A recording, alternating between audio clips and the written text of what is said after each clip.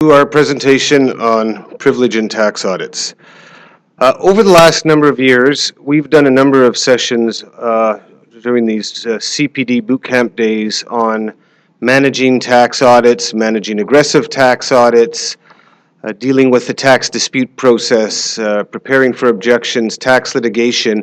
And in each of those presentations, we always had a few slides and spent a few minutes talking about privilege. So how is it this year we devote a whole hour and a whole session on privilege and tax audits? I'm glad you asked that. Quite simply, it's the most overlooked and often misunderstood area of protection by clients. And that has become very, very costly to some. In some cases, people have assumed they're operating under privilege, and they were not. Often, people would waive or otherwise blow privilege that could have easily been established or protected. And that's a problem because privilege is like innocence. Once you lose it, you never get it back. And if you never had it to begin with, you don't miraculously acquire it. So instead of a few slides, which we've had in each of the prior years on tax audits and tax litigation, when we just devote the whole session to privilege, we end up with close to 40 overheads, a lot of which you can read later. In fact, all of which you can read later, because we're just going to talk. Because when we talk about privilege in tax audits, we have to look at a couple things, and we have to understand the various ways tax authorities seek to get your records, including the privileged ones. We have to understand the types of privilege, because not all privilege is the same. Exclusions, how privilege is often waived, understanding privacy and confidentiality, which are distinct from privilege, but related, but can also afford other types of protections. And then, of course, we'll talk about best practices.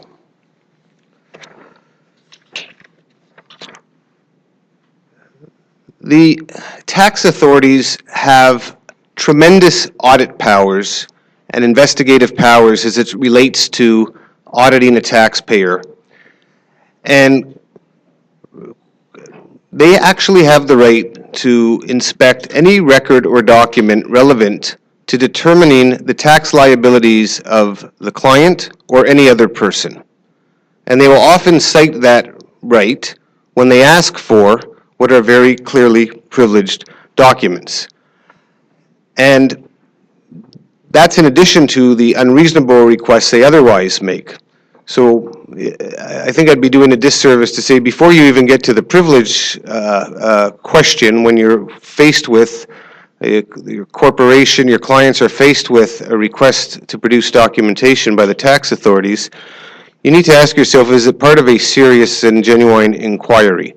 Because fishing expeditions are still not permitted, although they occur regularly.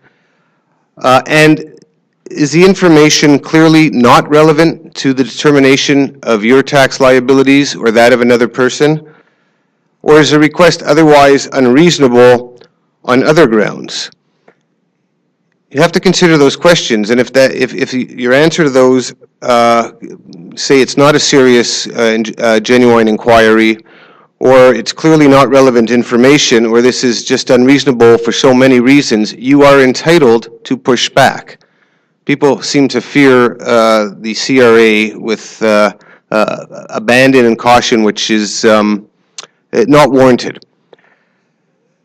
And I'm going to give you a few examples, though, using these requests for information, these audit powers, the citing of audit powers, where privileged information is routinely asked for. And it may say it's obvious to you that, well, this is privileged, but that's maybe obvious to somebody with a law degree. It's not necessarily obvious to the logistics manager in a company. It may not necessarily be relevant to a payroll clerk, an accounts receivable clerk, even a tax manager. So two examples, one of which was an audit relating to the claiming of deduction for expenses where the the client's agent incurred these expenses. They were paid out of the client's bank account, and the agent was acting under a clear agency agreement. So the agency agreement was provided to the CRA, and the auditor was having a little trouble interpreting it. So the question was, among a number of questions asking for documents, was, when was the last time your lawyers looked at this agency agreement? What did they tell you about it, and what changes did they make to it? And so we looked at it and say, this is privileged information.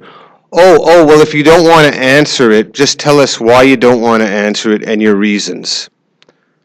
But the client would have otherwise said, you know, that's how we became aware of it. They said, okay, CRA wants to know, when did you last look at this and what did you tell us about it?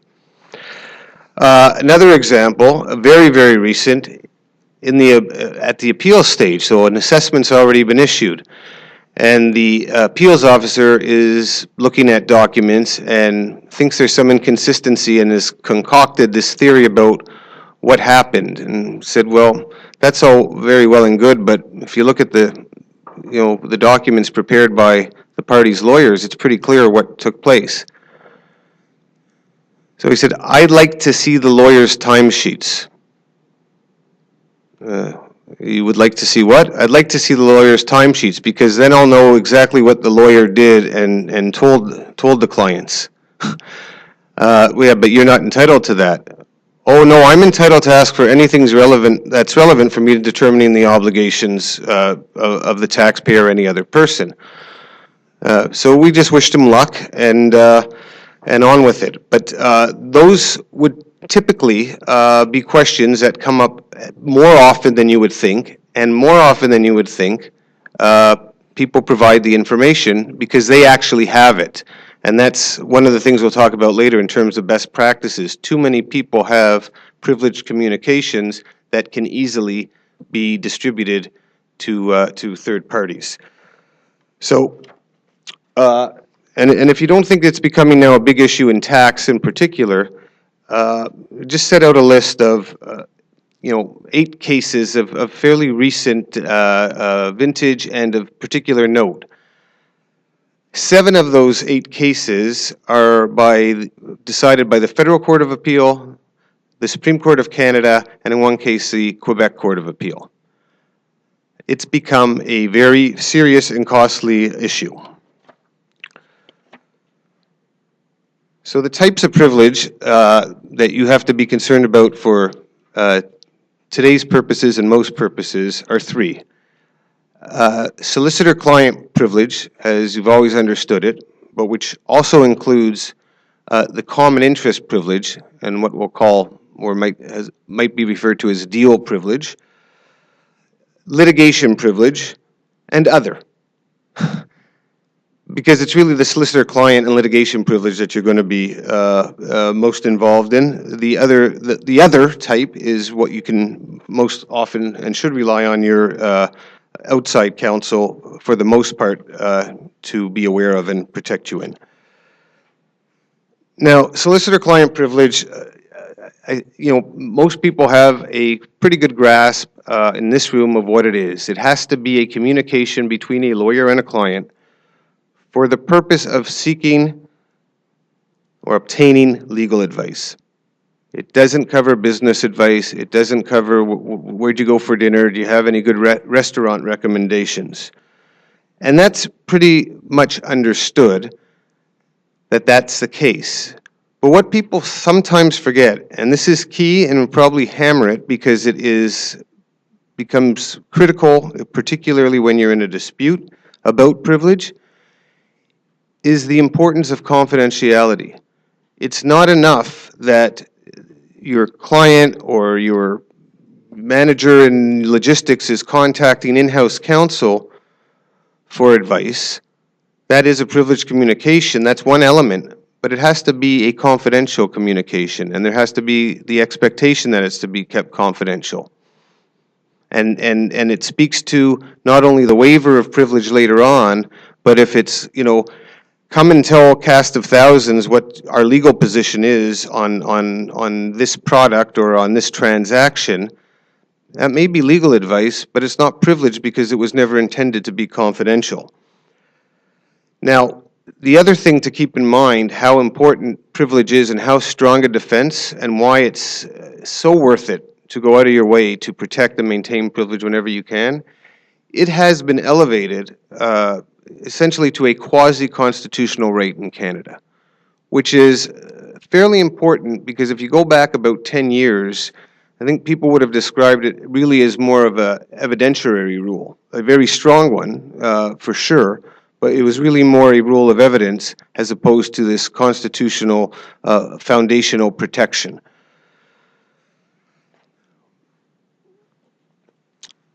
The exceptions to privilege, you can read about them. Obviously, for public safety, if it is at risk, it can be breached. To establish someone's innocence, it's never been applied in Canada in theory. And then if the actual advice, of course, is put into question, lawyers can waive the privilege.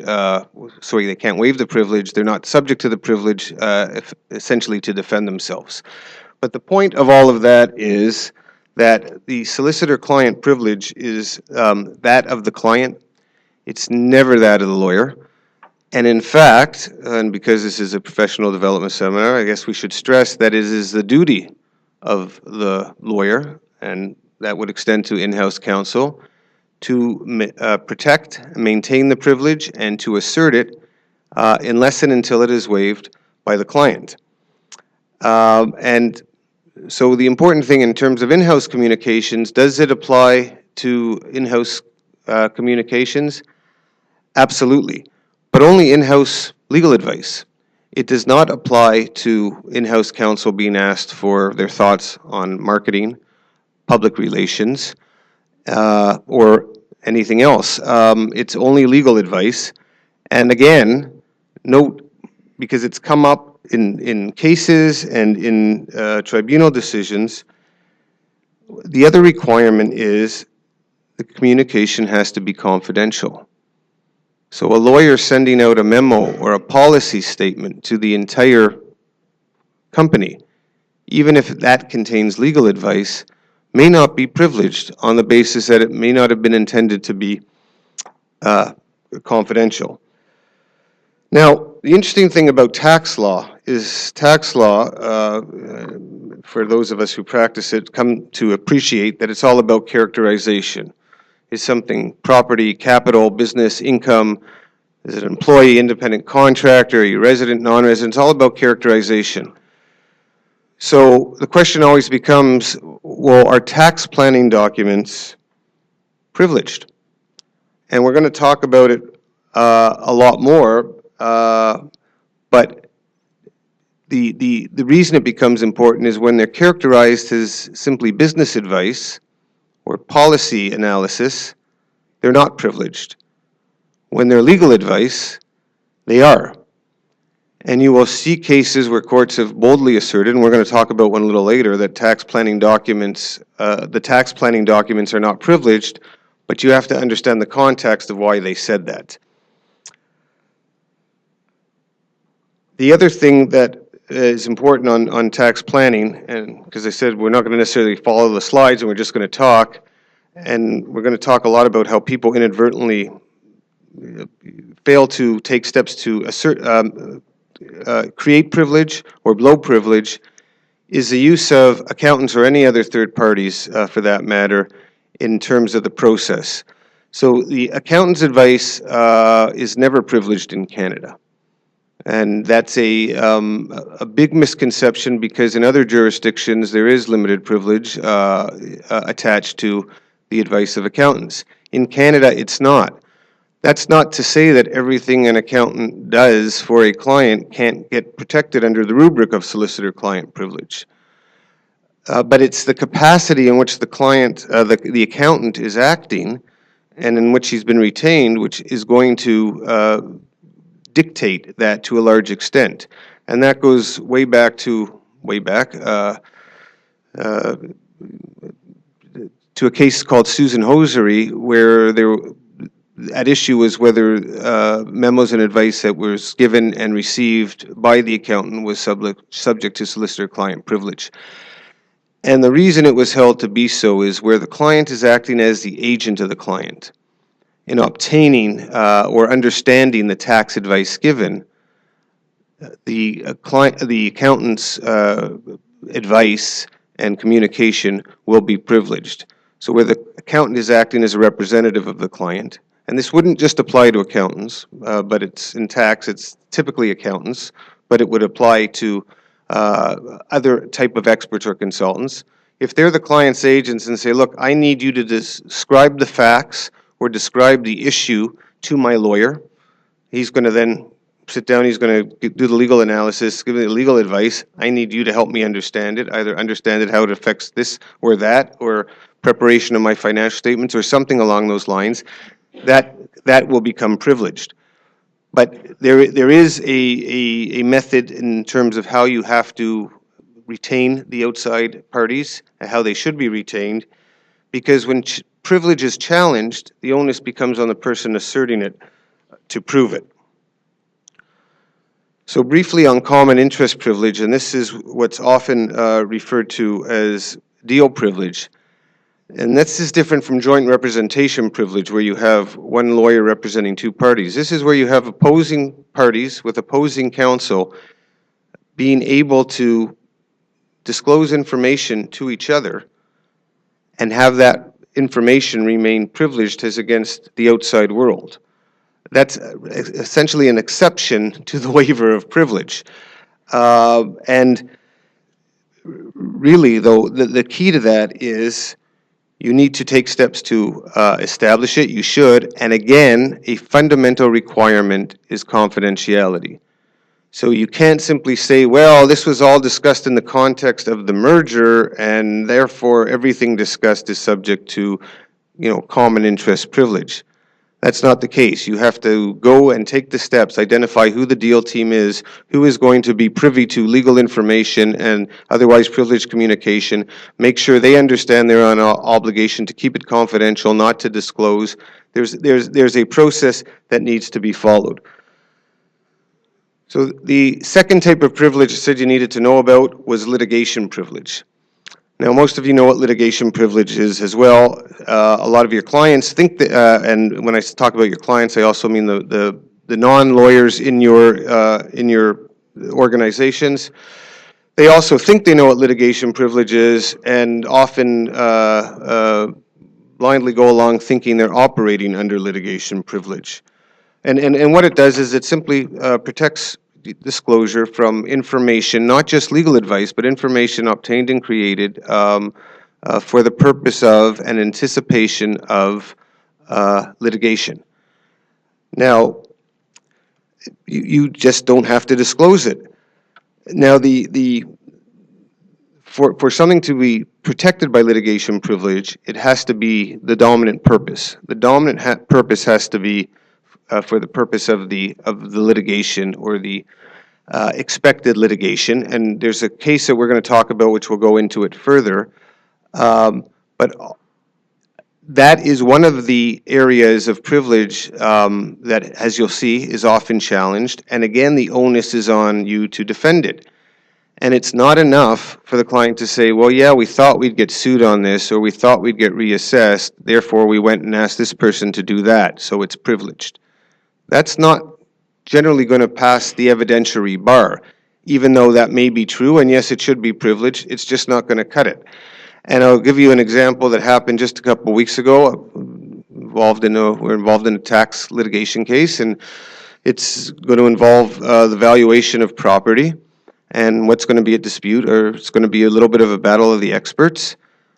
And client, when we talked about retaining another expert and to call as a witness at trial, I get a call from the client and they say, so we're looking at people to provide another opinion, and so can we send them this, this, and that? I said, well, what are you doing?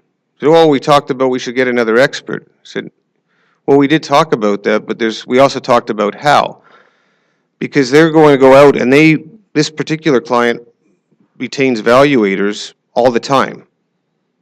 And now they're going to retain another valuator, and that valuator is going to give them an opinion. And that opinion may be the one they like, it may be one they don't want to use. But they're going to be asked, if not the fourth question in the first 10 questions, do you have any other valuations of the property?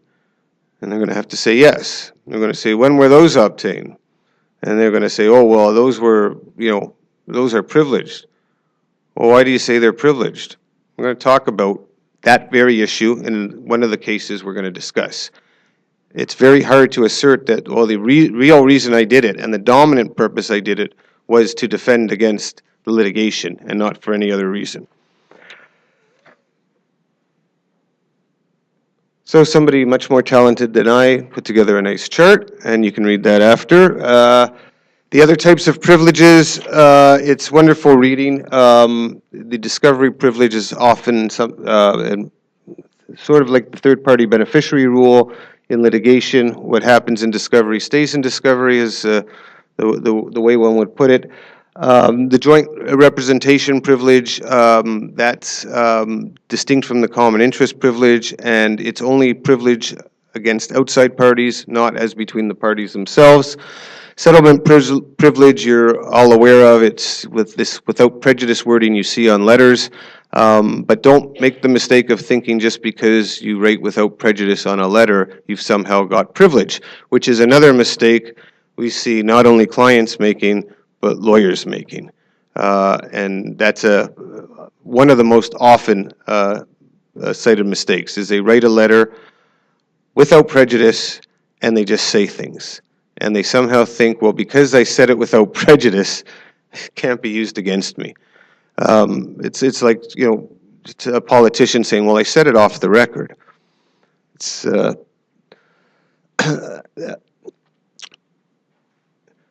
when we talk about waiving privilege, it's goes without saying, if you disclose the privileged communication to third party and there's no restriction on its use or further dissemination, you've waived privilege. And that happens far more often than you would think. Sometimes it's inadvertent, and sometimes it's not so inadvertent. And you can think about, again, the best practices. Too many people in an organization have privileged documents. You may ask your lawyer for, I want a one-page, two-paragraph thing on what our position is in respect of these claims, or in respect of how we're going to treat, are we going to claim credits for this amount, how we're going to book these expenses, how do we characterize it? And there might be a very brief, short form prepared, and the person requesting it forwards it on to the tax manager or the accounting manager or the head of the business unit, who then forwards it on to the payroll accounting manager, who forwards it on to the payroll clerk. And then the audit comes and the CRA says, well, I want to look at your journal, your purchasing journal, and all the invoices. And they start to question, you're deducting all of this, why? And they say, here's why.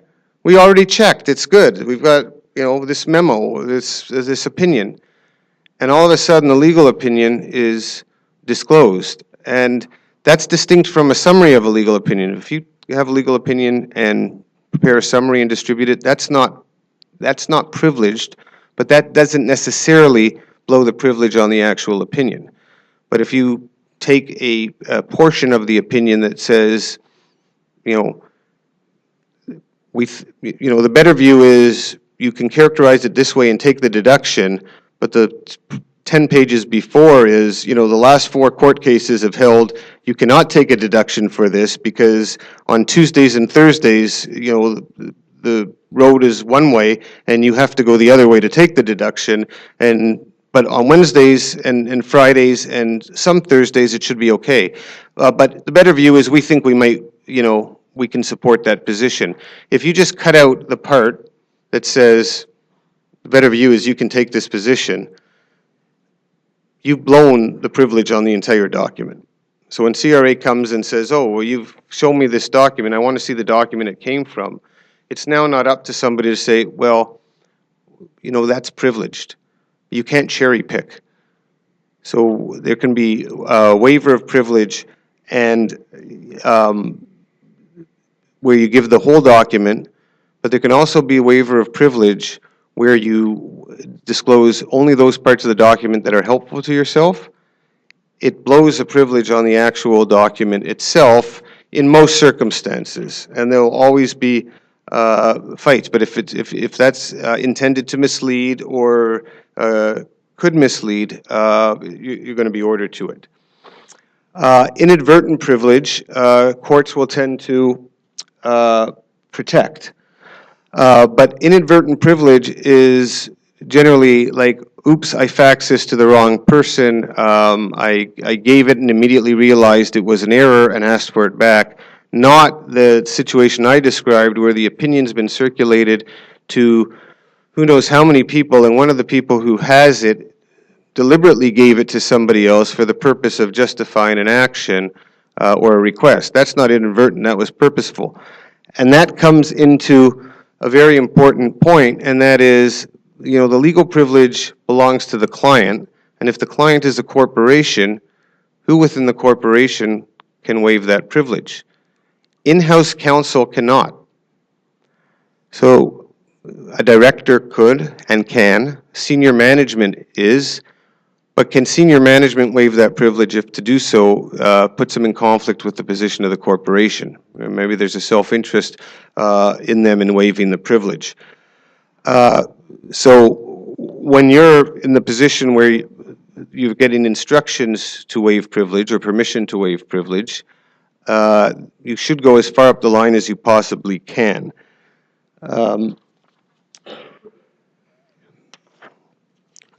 Now, I want to talk about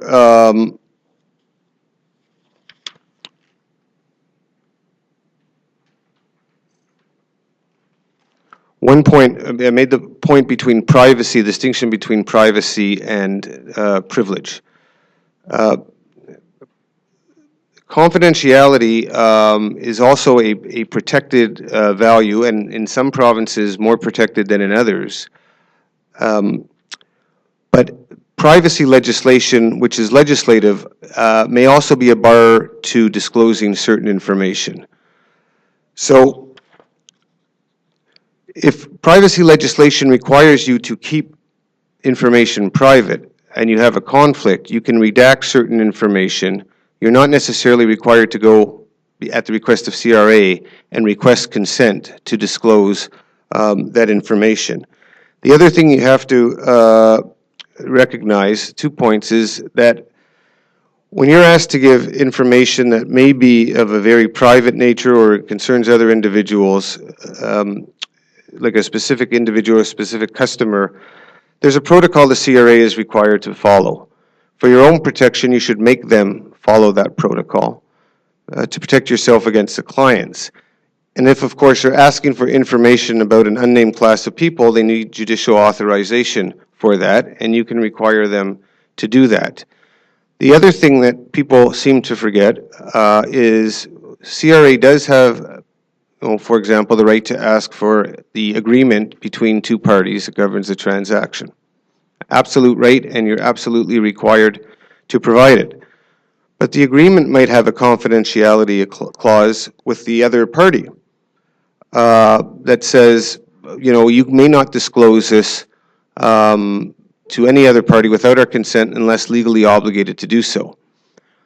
And the question sometimes comes up, well, if the auditor asks you for the agreement, you know he's entitled to it and you're going to be required to do it, but is a mere audit request simply enough? And to protect yourself from the other party saying, you disclosed the agreement, you didn't give us notice, and we're now suffering damage as a result. So often we will advise clients, say, if you're asked to provide an agreement that has a confidentiality clause, you have the option of notifying the other side and telling them that's the case. Or often we'll ask the auditors, and they're an auditor who's been doing this more than a couple months is familiar with it, say, we're happy to do it, but because of confidentiality reasons, can you request that in writing? Then you have the clear legal obligation to produce it. So I just want to talk about like the issues, why we're talking about privilege in such a detailed way instead of the regular 3 minutes to say, oh, be aware of privilege if you're asked for documents, how it becomes so front and center and how people screw it up. So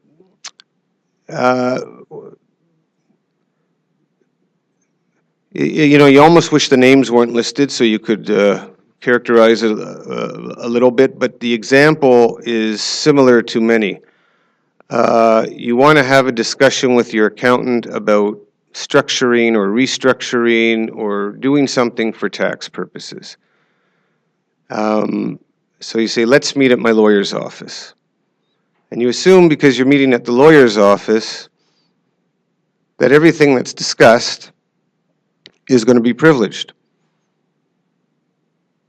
And that's exactly what happened in the Zilda Corp decision. And it didn't happen in audit. They didn't come and ask for information. This came up there was an assessment for the 2003 to 2006 tax years. There was a reassessment, I think, in 2011. So we're in the examination for discovery, and in the production of documents, there was a letter that referred to a meeting at the lawyer's office in 2000 a letter in 2007 that referred to a meeting back in 2003. And on the examination for discovery, the Crown Counsel asked, I'd like to know who was at that meeting with the accountant, and I'd like to know what was discussed. I'd like to know if what was discussed as regards to how you were going to report income, a whole lot of information such as that. And the client said, no, I can't answer that. That's privileged. All these discussions took place at my lawyer's office. They're all privileged.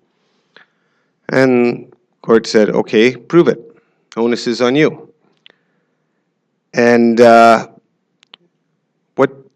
what the client couldn't do, what the taxpayer couldn't do, is show that the dominant purpose of these meetings at the lawyer's office was an anticipation of litigation. Part of the reason was the meetings predated the reassessments by 3 years.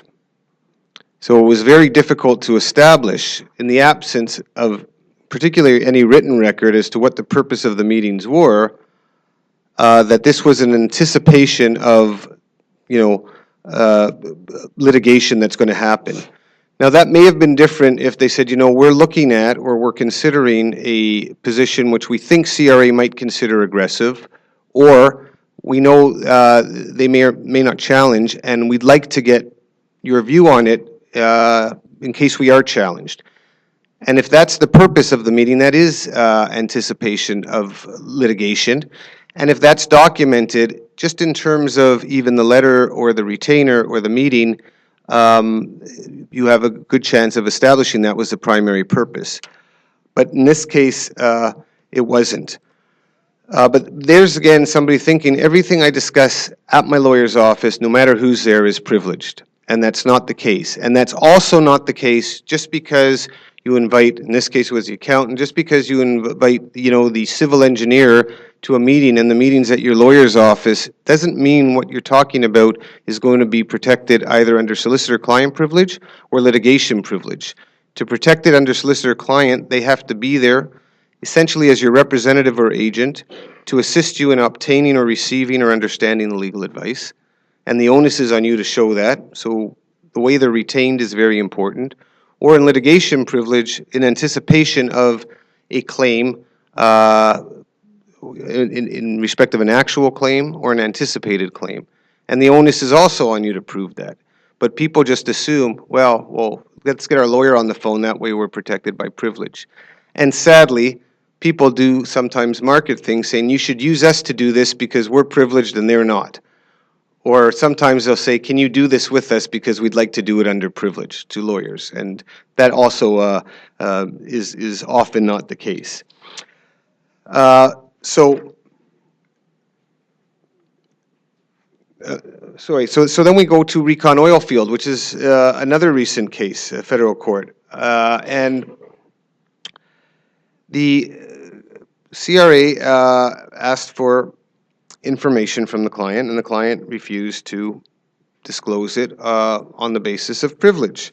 And they refused to disclose a number of things. They said, I don't want to tell you the name of the law firm.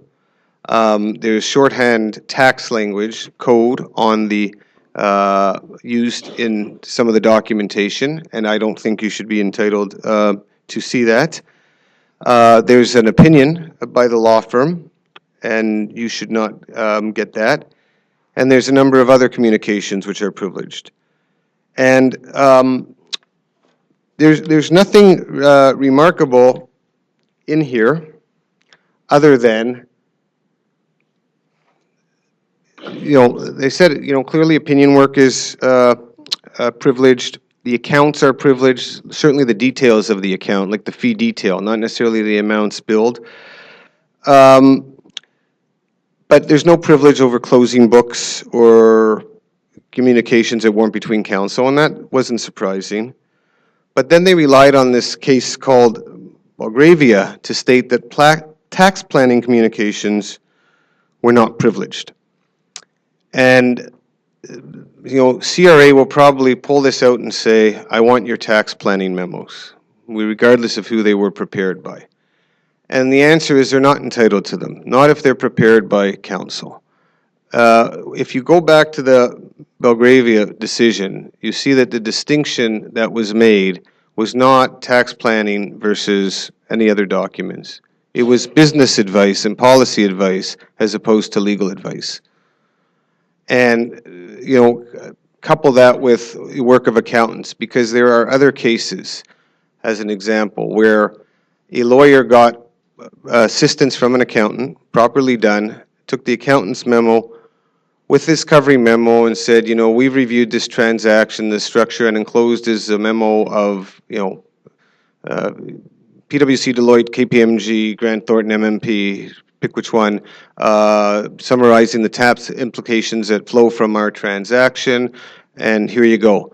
And that memo was privileged, which was a tax planning, tax understanding, because court said that's clearly part of the legal advice and it came within the solicitor-client relationship, and it was there. So, but CRA will pull this case out and say, we get the tax planning documents. They're not privileged. But it goes beyond, and this way say, privilege or thinking about how you protect certain privilege, because the case everybody's talking about, because I know you just go to seminar after seminar on tax, is BP Canada. Because, over years, there's developed understandings with CRAs, what they'll ask for, what they won't ask for, and, clients, and if any of those of you get involved on the financial side, the preparing of financial statements or worked at accounting firms, you know that for financial statement purposes, there's always information and advice thought in terms of, accruals, tax accruals, and then the income reported for financial statement purposes might not always match that which is reported for tax purposes. And often that's part and parcel because of the accrual process. That was the case in BP. They had accrued an amount in respect of interest income, but wasn't taxable income.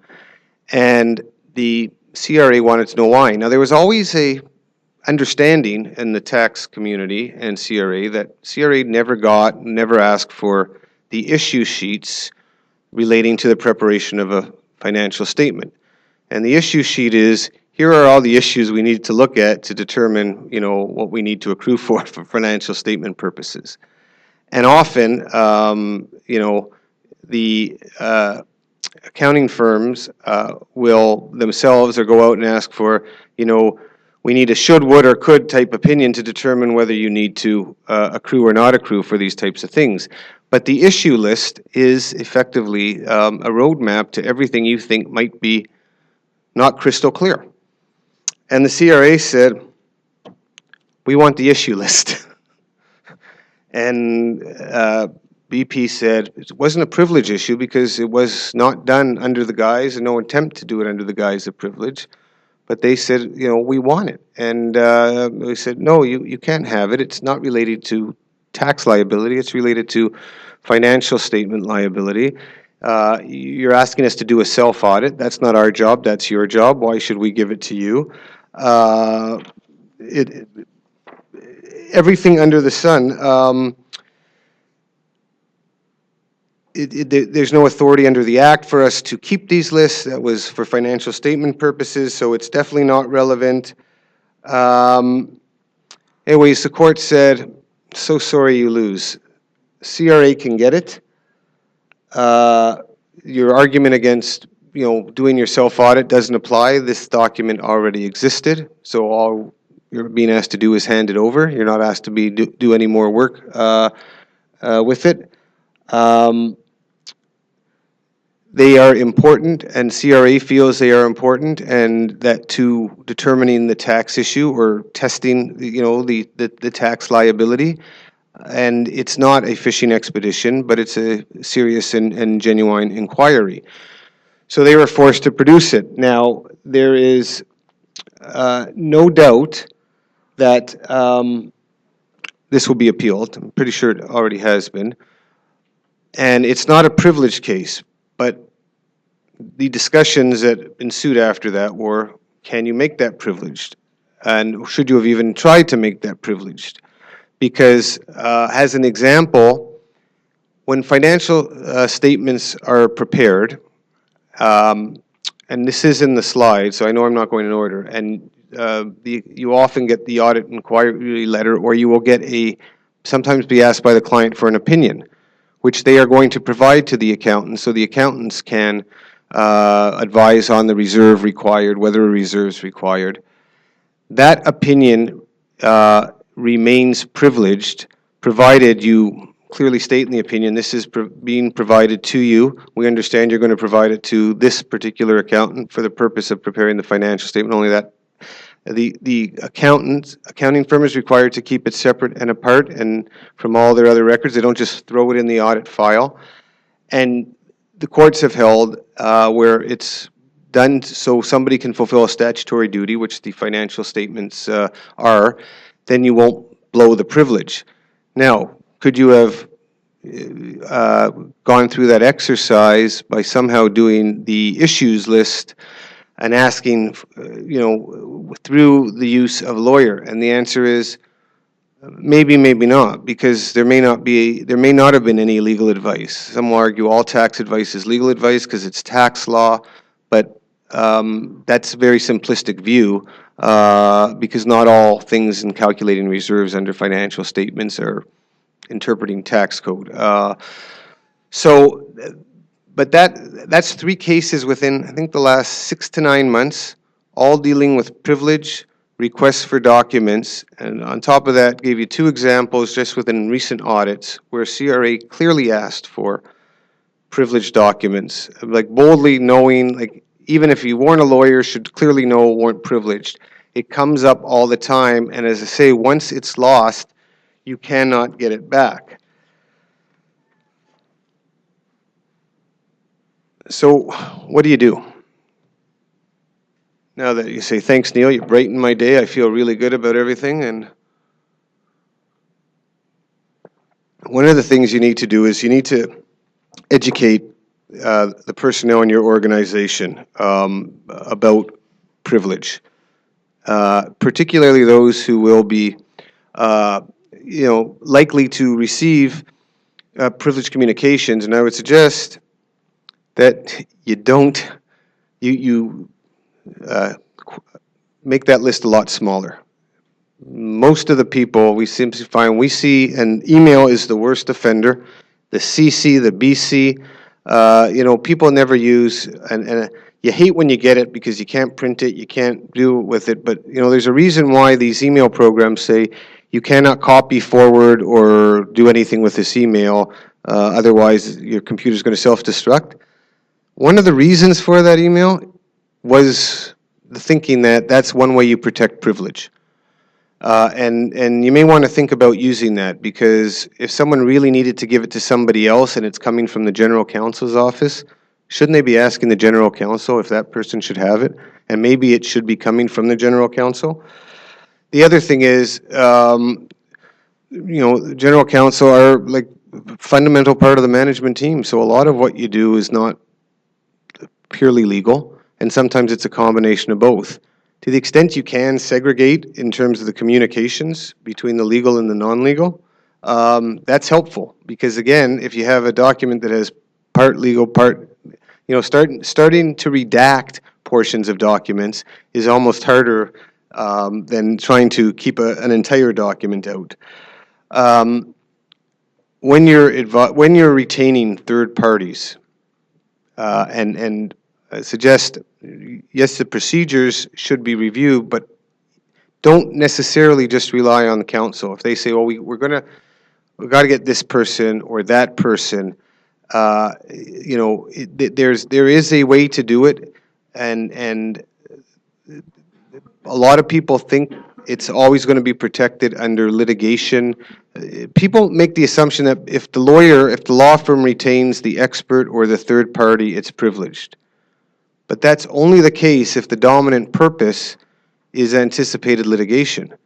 But we've seen many cases where the lawyer retains the expert, and there's no anticipated litigation at all. And there's no privilege because the lawyer wasn't involved in litigation. They try to use it as a shell. It may be inappropriate, but people in good faith assume that, and it's not the case. Documents need to be marked privileged. Often they're not. People should be told as well to keep privileged documents separate, locked file. They should also have a privileged file on their email. They're very simple things. Nobody does it. So you have to start going through your emails when CRA comes in and says, I want to look at your emails, or worse, you get an investigation, they want to do that. It's very difficult to go back and say, yes, but I need to go through and pull out everything that's privileged. You should understand and make sure your tax people, and make sure your directors ask your tax people that they confirm that they know what the record-keeping obligations are under the Act, and know and have a procedure in place how to act if there's accidental disclosure. Board meetings, when you're reporting at board meetings, often at board meetings, it's not just members of the board of directors who are there, and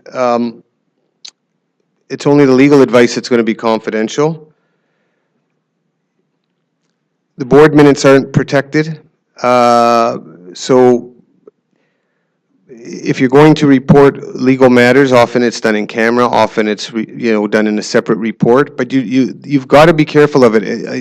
I can't overestimate. Put too much stress and overemphasize how aggressive the CRA tax auditors have become.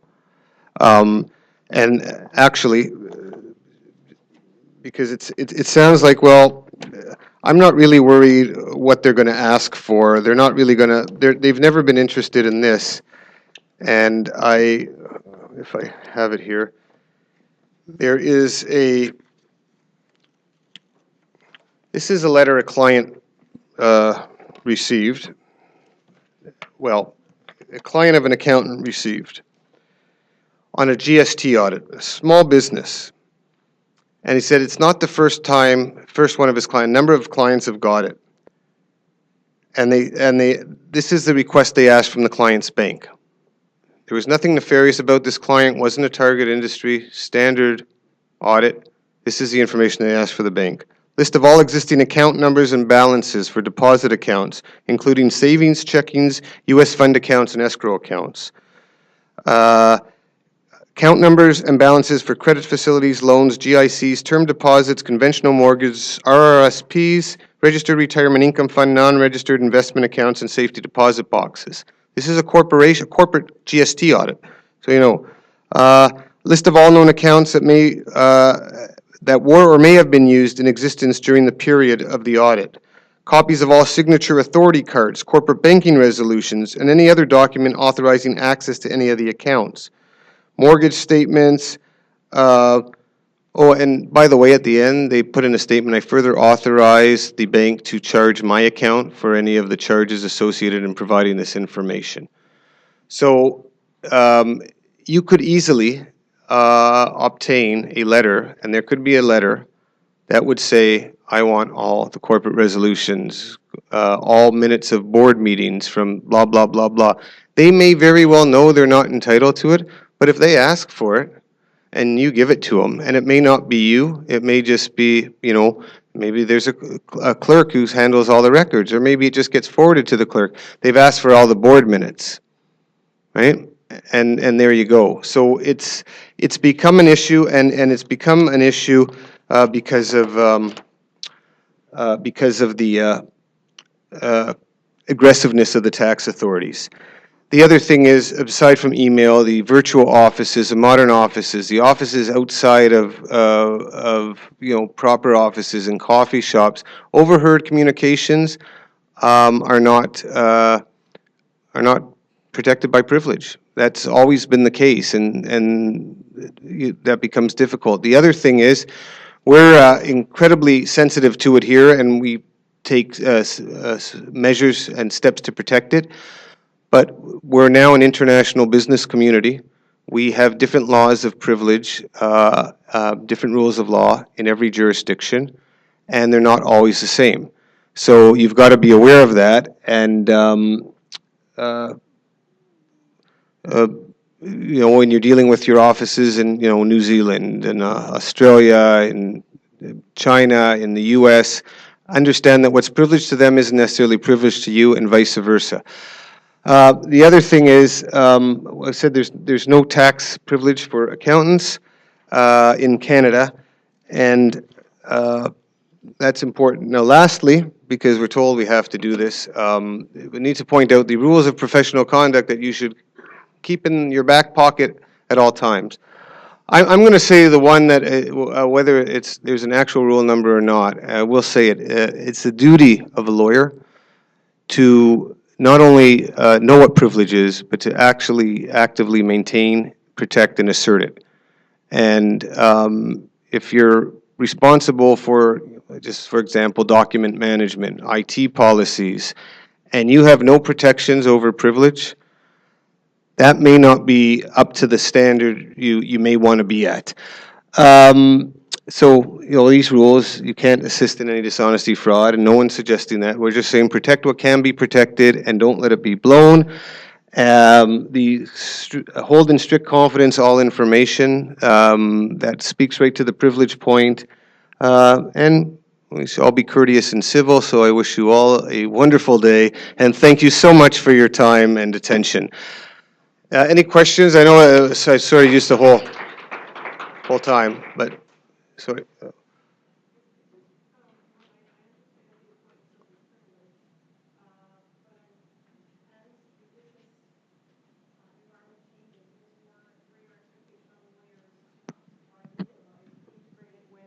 Next steps in business. Oh, there, thanks, hi. You know, more and more lawyers are integrated in the business, and it's not just legal advice in a vacuum. It's absolutely integrated and expected to be integrated for it to be valued by the business teams. And so how can you cut and parse bits and pieces of opinions and advice, or you know, when you've got management teams that are looking for integrated information and integrated advice and practical advice from their lawyers, and that really blurs the line between what is purely legal advice and what is business advice. No, well, absolutely, and that's, so the easy answer is, well, put the legal advice in one memo and the business advice in another. But the other answer is the communications that include the legal advice should be appropriately marked, and suggests a number of recipients should be smaller. The business advice that may be integrated or in part based on that legal advice, like these are now our policies, uh, maybe not without the rationale why, or because of, this case or in anticipation of this, that may be a separate or pierced memo, but what you don't want to necessarily do is refer back to the legal advice. But that's the very issue is what's a business planning document versus legal advice? And is it intended to be confidential? So if you're saying I'm asked to give integrated business legal advice to a cast of thousands, it's not privileged. And so what the advice that should be given to the cast of thousands is the business advice. The legal advice or the combined business legal advice should only be given to a very small group. We have one client that they're involved in probably the largest, most important transaction partnership that they were ever involved in. There were only 6 people in the organization that actually knew what the deal was. Part of that was for competitive reasons, and it's a very, very large organization, and you'd think that's not possible. But it actually was. Only 6 people, other people knew they were in partner with, and they knew in general what the business deal was, but the actual nuts and bolts, the true, actual fine details on the need to know was limited to 6 people.